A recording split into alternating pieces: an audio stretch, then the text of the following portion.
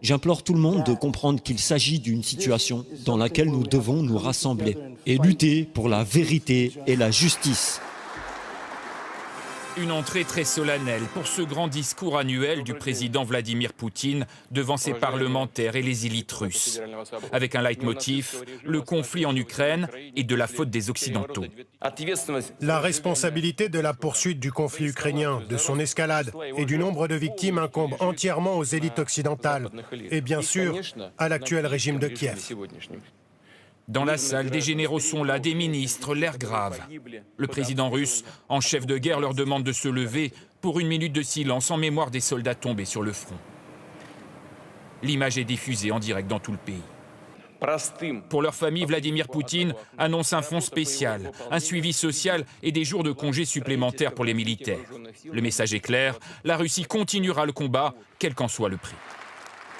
Les élites occidentales ne cachent pas leur objectif d'infliger, comme elles le disent, c'est du langage direct, une défaite stratégique de la Russie. Mais ils ne peuvent pas non plus ne pas se rendre compte qu'il est impossible de vaincre la Russie sur le terrain. Dans ce discours à la nation, le chef du Kremlin se présente aussi comme le défenseur des valeurs chrétiennes, dit-il, face à un Occident perverti. Enfin, il affirme que les sanctions n'ont pas eu d'impact et que de nouveaux corridors logistiques se mettent en place vers l'Asie.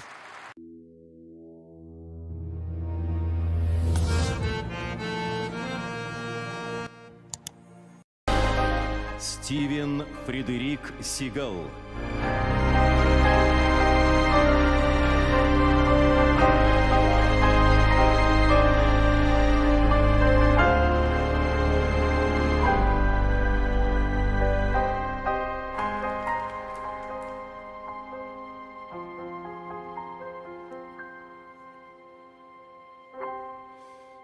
La plupart des personnes présentes dans cette salle ont donné tout ce qu'elles avaient pour défendre, aimer et soutenir la Russie. Je les remercie, mais surtout le leadership spectaculaire, brillant et désintéressé que notre président a donné à la patrie ne peut être calculé et décrit avec de simples mots. Je tiens personnellement à le remercier pour le prix qu'il m'a remis aujourd'hui, mais surtout pour ce qu'il a fait pour la Russie et le monde. Cette guerre dans laquelle nous nous trouvons a été déclenchée et financée par l'Occident. Et on est venu à impliquer le monde entier dans une lutte du bien et du mal. Toutes les religions, toutes les nations et tous les peuples devraient s'unir. Au lieu de nous laisser nous contrôler, berner par le monstre de la fausse presse, nous devons éduquer et éclairer tous ceux qui ne peuvent pas voir ce qu'il se passe réellement. Avant cette opération spéciale, l'Ukraine était connue pour la traite des êtres humains, le trafic d'organes, le trafic de stupéfiants, le trafic d'enfants, les laboratoires de guerre biochimique, le fascisme et le nazisme. Et ce sont les choses que nous avons encore essayé de faire de nos frères. Il s'agit de poisons qui peuvent infecter le monde entier, mais pas seulement nous. Nombreux sont ceux qui affirment que nous sommes confrontés à une masse existentielle. En réalité, le monde entier risque d'être dangereusement proche d'entrer dans la Troisième Guerre mondiale. Nous sommes confrontés aux mêmes monstres qui tentent de dévorer, de conquérir et de contrôler le monde par le mensonge, la désinformation et la manipulation. Joseph Goebbels était le chef de la propagande d'Adolf Hitler.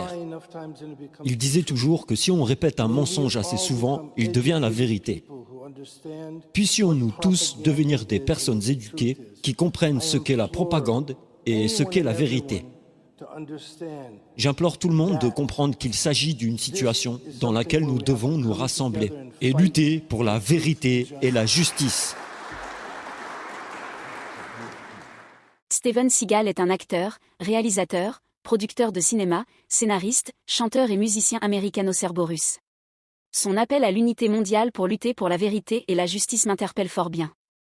Une de vérité cachée derrière la guerre de l'Occident contre la Russie n'est pas seulement la poursuite des intérêts financiers comme évoqué clairement par un sénateur américain, voire la vidéo que j'ai partagée avec vous hier, mais c'est surtout la volonté de l'Occident de détruire la seule puissance qui s'oppose